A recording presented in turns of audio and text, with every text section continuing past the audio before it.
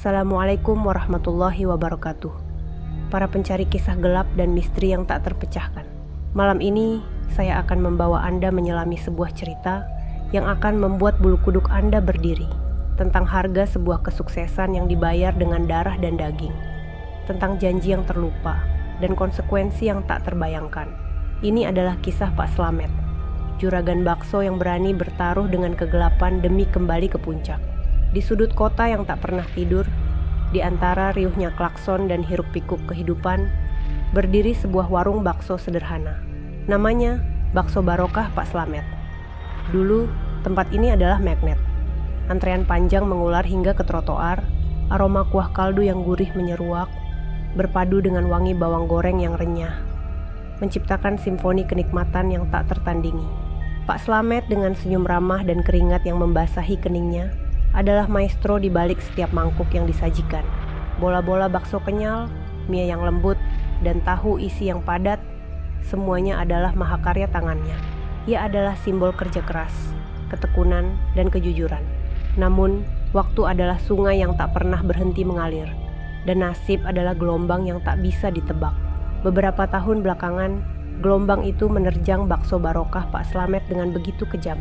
Warungnya yang dulu ramai, kini sepi. Kursi-kursi kayu yang usang itu lebih sering kosong daripada terisi.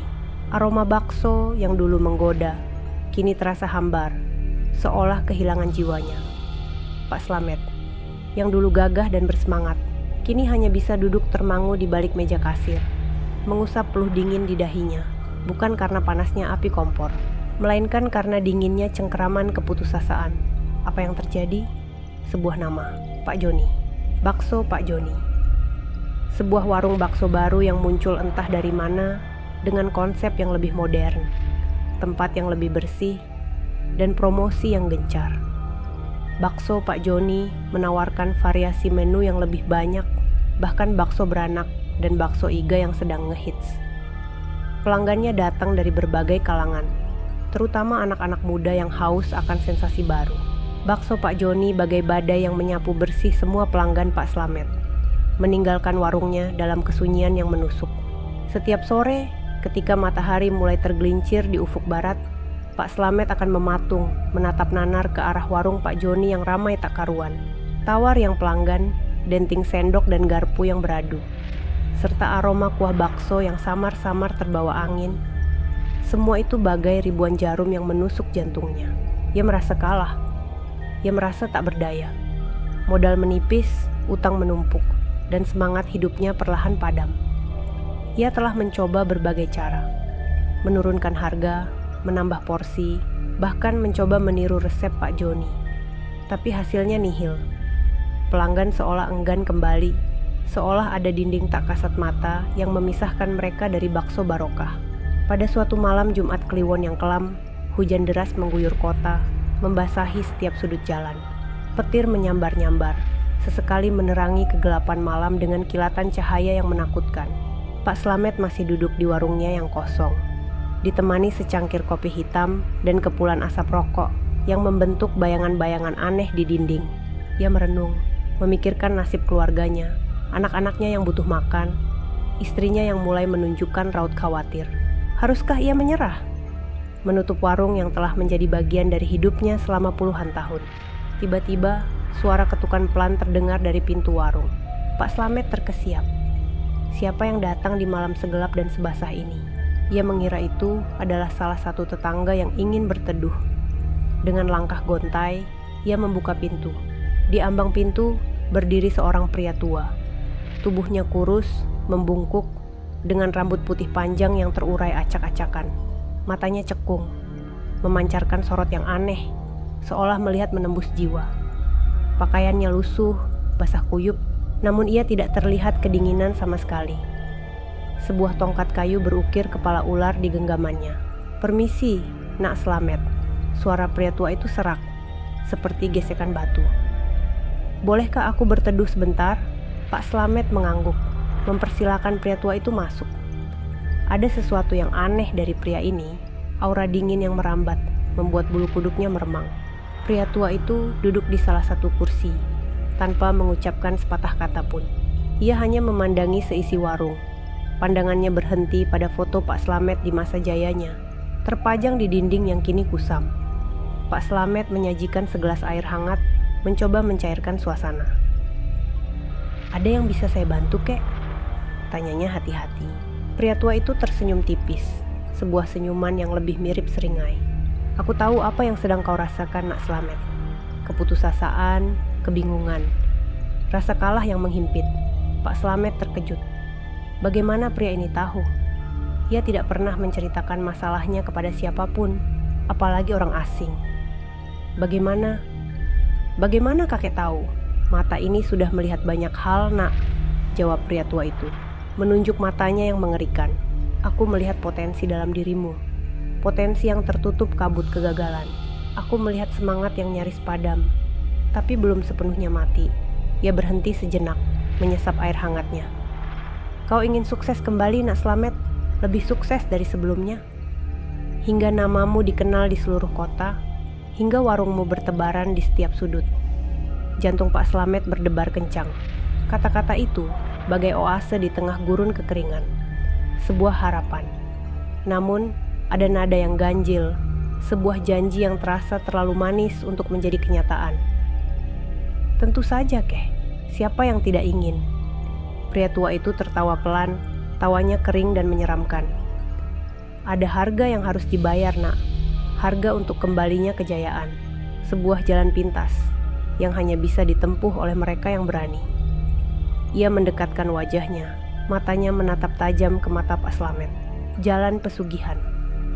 Kata itu, pesugihan, menggema di telinga Pak Slamet, menciptakan riak ketakutan dalam hatinya. Ia tahu apa itu pesugihan. Sebuah perjanjian dengan dunia lain, sebuah pertukaran yang seringkali berakhir tragis. Namun, di sisi lain, bayangan warung Pak Joni yang ramai, tumpukan utang dan wajah khawatir istrinya, seolah mendorongnya ke jurang godaan. Apa syaratnya, Kek?"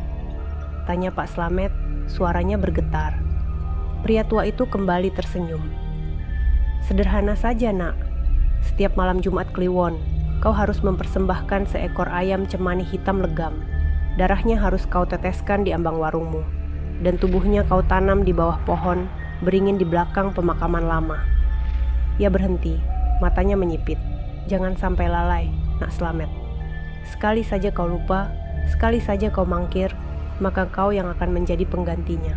Tubuhmu, dagingmu, akan menjadi tumbal yang sesungguhnya." Ancaman itu bagai sambaran petir yang nyata. Pak Slamet menelan ludah. Ayam cemani, hewan mistis yang dikenal harganya mahal dan sering digunakan untuk ritual. Dan ancaman menjadi tumbal itu mengerikan. Namun, di tengah ketakutan itu muncul secercah harapan. Bisakah ini benar-benar menjadi jalan keluar? Apakah ia harus mengambil risiko ini demi keluarganya? Malam itu, Pak Slamet tidak bisa tidur. Pertarungan batin berkecamuk hebat. Antara iman dan keputusasaan, antara akal sehat dan godaan setan. Akhirnya, bayangan warung Pak Joni yang terus ramai dan beban hidup yang semakin berat mengalahkan semua keraguannya. Ia memutuskan, ia akan mengambil jalan ini. Ia akan bertaruh dengan kegelapan. Jumat Kliwon berikutnya, dengan hati yang berdebar dan tangan yang dingin, Pak Slamet membeli seekor ayam cemani. Ayam itu benar-benar hitam legam, dari bulu hingga paruh. Bahkan lidahnya pun hitam, matanya merah menyala, seolah menyimpan rahasia kelam. Di bawah bimbingan samar-samar dari pria tua itu, yang entah bagaimana selalu tahu kapan Pak Slamet membutuhkan petunjuk, ia melakukan ritual pertamanya di warungnya yang gelap. Dengan pisau yang gemetar, ia menyembelih ayam cemani itu. Darah hitam pekat mengucur, membasahi tanah di ambang pintu warungnya. Aroma amis yang pekat memenuhi udara, berpadu dengan wangi dupa yang ia bakar. Ia mengucapkan mantra-mantra yang diajarkan pria tua itu. Kata-kata asing yang terasa berat dan menyeramkan di lidahnya. Setelah itu, dengan sisa keberaniannya, ia membawa tubuh ayam itu ke pemakaman lama, menanamnya di bawah pohon beringin tua yang besar dan angker, seperti yang diperintahkan. Selama proses itu, ia merasa seolah ada ribuan mata tak kasat mata yang mengawasinya. Merinding ketakutan, Keesokan harinya, Pak Slamet bangun dengan tubuh lesu dan pikiran kalut. Apakah ia melakukan hal yang benar? Apakah ia telah menjual jiwanya? Ia mencoba membuka warung seperti biasa, tanpa harapan. Namun, keajaiban perlahan mulai terjadi. Satu persatu, pelanggan yang dulu menghilang mulai kembali. Awalnya hanya 1 atau 2, lalu 5, lalu 10. Mereka datang dengan alasan yang sama. Entah kenapa, Pak Slamet, tiba-tiba saya jadi kepingin bakso Bapak lagi. Aroma kuahnya seolah memanggil-manggil. Atau, bakso Bapak ini punya rasa yang beda. Ya, lebih nendang sekarang. Pak Slamet hanya bisa tersenyum kecut. Hatinya diliputi campuran rasa senang dan takut. Senang karena bisnisnya kembali hidup. Takut karena tahu harga di baliknya. Dalam beberapa bulan, bakso barokah Pak Slamet kembali berjaya. Bahkan melampaui masa kejayaannya yang dulu. Antrian kembali mengular. Kursi-kursi tak pernah kosong. Aroma bakso yang kini lebih harum, lebih menggoda, seolah memiliki daya pikat magis. Pak Slamet bekerja tanpa henti, dengan semangat yang kembali membara, namun kali ini ada beban berat di pundaknya. Setiap Jumat Kliwon, ia tak pernah lupa. Ayam cemani selalu tersedia. Ritual selalu dilaksanakan. Meskipun dengan perasaan jijik dan takut yang semakin bertumpuk. Kesuksesan Pak Slamet melesat bak roket. Ia mulai berpikir untuk membuka cabang. Cabang pertama di pusat perbelanjaan, lalu cabang kedua di area perkantoran, kemudian cabang ketiga, keempat, hingga kelima. Namanya menjadi buah bibir. Bakso barokah Pak Slamet bukan lagi sekadar warung, melainkan sebuah brand besar. Ia menjadi juragan, memiliki banyak karyawan, mobil mewah, rumah megah. Uang mengalir deras, seolah tak ada habisnya. Ia disanjung, dihormati, dan dicemburui. Dalam pusaran kesuksesan yang memabukkan itu, Pak Slamet perlahan berubah. Senyum ramahnya digantikan oleh senyum angkuh. Keringatnya tak lagi membasahi kening karena kerja keras, melainkan karena AC di kantornya yang terlalu dingin. Ia mulai melupakan dari mana semua ini berasal. Ia mulai menganggap kesuksesannya adalah murni hasil kerja keras dan kecerdasannya semata. Bisnisnya begitu besar, begitu sibuk, hingga detail-detail kecil mulai terabaikan. Suatu hari, datanglah Jumat Kliwon. Hari itu, Pak Slamet sedang sangat sibuk. Ada pertemuan dengan investor, negosiasi dengan pemasok baru, dan peresmian cabang ke-6 yang sudah di depan mata. Pikirannya dipenuhi angka-angka, strategi pemasaran, dan rencana ekspansi global. Ia lupa. Ia benar-benar lupa tentang ayam cemani. Lupa tentang janji. Lupa tentang pria tua bermata cekung itu. Lupa tentang ancaman yang pernah terucap. Malam Jumat Kliwon itu berlalu begitu saja. Pak Slamet tidur nyenyak di ranjang mewahnya, memimpikan keuntungan miliaran. Ia tidak merasakan apa-apa. Tidak ada gemuruh petir, tidak ada firasat buruk, tidak ada bayangan hitam yang menghantuinya. Ia merasa aman, merasa di puncak dunia. Namun ia tidak tahu bahwa di dunia lain, sebuah timbangan telah bergeser. Sebuah hutang telah jatuh tempo, dan sebuah janji telah dilanggar. Keesokan paginya, Pak Slamet datang ke kantornya dengan semangat membara. Ia duduk di kursi kebesarannya, menikmati secangkir kopi mahal. Tiba-tiba, ia merasakan hawa dingin yang menusuk, seolah ada angin beku yang berembus di dalam ruangannya, yang tertutup rapat. Aroma amis yang pekat, seperti bau darah kering, menyeruak dari entah mana. Pak Slamet mengerutkan kening. "Bau apa ini?" gumamnya. Kemudian, ia melihatnya. Di sudut ruangan, berdiri sesosok bayangan. Bayangan seorang pria tua, kurus, membungkuk, dengan rambut putih panjang. Matanya cekung, memancarkan sorot yang kini bukan lagi aneh, melainkan penuh amarah dan kelaparan. Pria tua itu adalah orang yang sama yang pernah datang ke warungnya di malam hujan bertahun-tahun lalu. Wajahnya kini terlihat lebih tua, lebih keriput, lebih menyeramkan. Senyum tipisnya kini adalah seringai yang mengerikan, memperlihatkan gigi-gigi kuning dan lancip. Jantung Pak Slamet serasa berhenti berdetak. Ia mencoba berteriak, tapi suaranya tercekat di tenggorokan. Ia mencoba lari, tapi kakinya terasa terpaku di lantai. Ketakutan yang selama ini ia pendam, yang ia coba lupakan, kini menyeruak kembali lebih kuat dari sebelumnya. Kau datang, bisiknya, suaranya bergetar hebat. Aku datang untuk menagih janji, Nak Slamet. Suara pria tua itu serak, lebih dalam, lebih menakutkan dari sebelumnya. Kau lupa, bukan? Kau terlalu sibuk dengan gemerlap duniamu, hingga melupakan siapa yang memberimu semua ini. Pak Slamet menggelengkan kepala. Air mata mulai menggenang di pelupuk matanya. Ampuni saya, Kek. Saya benar-benar lupa. Saya akan segera mencari ayam cemani. Saya akan... Pria tua itu mengangkat tangannya, menghentikan ucapan Pak Slamet. Terlambat, Nak Slamet. Terlambat. Hutangmu sudah jatuh tempo, dan kau tahu apa konsekuensinya, bukan? Kau yang akan menjadi pengganti tumbal. Dagingmu, darahmu akan menjadi santapan. Ketakutan Pak Slamet memuncak. Ia merangkak mundur, mencoba menjauh dari sosok mengerikan itu. Tidak, jangan, saya mohon, Keh. Pria tua itu tidak menggubris. Ia melangkah maju, perlahan. Setiap langkahnya terasa seperti dentuman genderang kematian. Matanya yang cekung menatap tajam ke arah tangan Pak Slamet. Tangan yang selama ini meracik bakso lezat.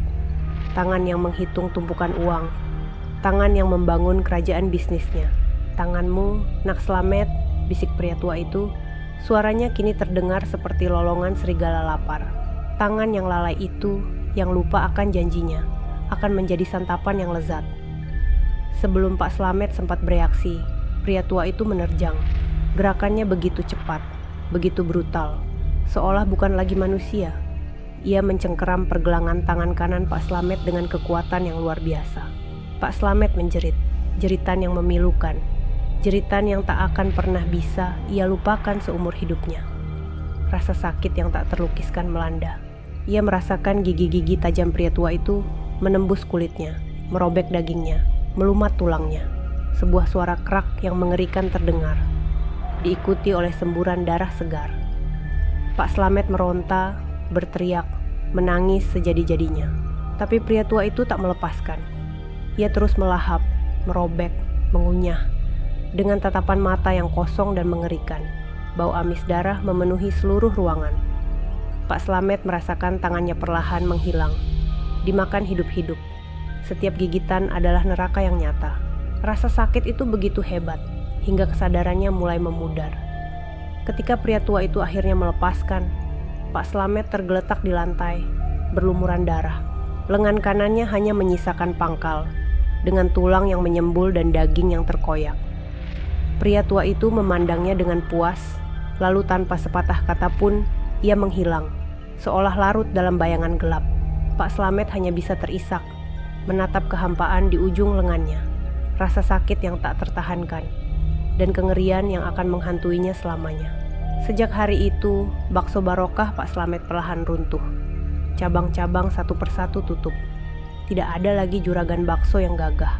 Yang tersisa hanyalah Pak Slamet, seorang pria cacat yang hidup dalam ketakutan dan penyesalan mendalam.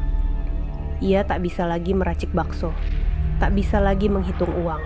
Setiap malam, ia dihantui mimpi buruk, suara gigitan, dan rasa sakit yang tak pernah hilang. Ia menjadi pengingat yang mengerikan, bahwa ada harga yang sangat mahal untuk kesuksesan yang didapat dari jalan pintas. Harga yang jauh lebih besar dari sekadar ayam cemani. Harga yang harus dibayar dengan daging dan jiwa, untuk sebuah janji yang terlupa. Jadi, para pendengar setia, pikirkan baik-baik. Seberapa jauh Anda akan melangkah demi kesuksesan, dan apa harga yang bersedia Anda bayar. Karena di dunia ini, ada beberapa janji yang sekali diucapkan, tak bisa ditarik kembali. Dan ada beberapa hutang yang sekali jatuh tempo, harus dibayar. Bagaimanapun mengerikannya konsekuensi itu. Sampai jumpa di kisah gelap berikutnya. Selamat malam, dan semoga Anda tidur nyenyak.